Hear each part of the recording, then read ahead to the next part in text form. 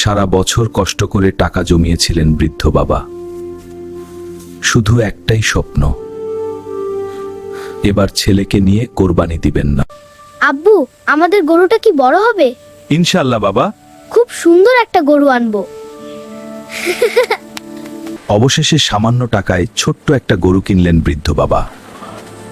কিন্তু ছেলের চোখে সেটাই ছিল পৃথিবীর সবচেয়ে সুন্দর গরু। আব্বু, আমাদের গরুটাকে আমি খুব ভালোবাসি।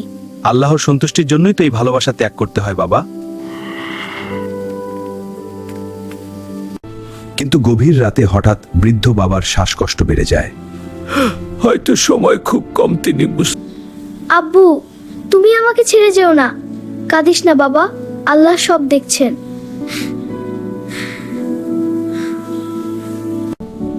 ঈদের সকাল আসলেও সেই ঘরে আর আগের মতো আনন্দ ছিল না।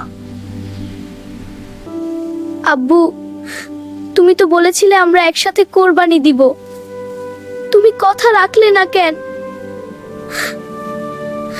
বাবারা হয়তো সবসময় ভালোবাসা মুখে বলতে পারে না, কিন্তু সন্তানের হাসির জন্য নিজের জীবনটাও কোরবানি করে দেয়।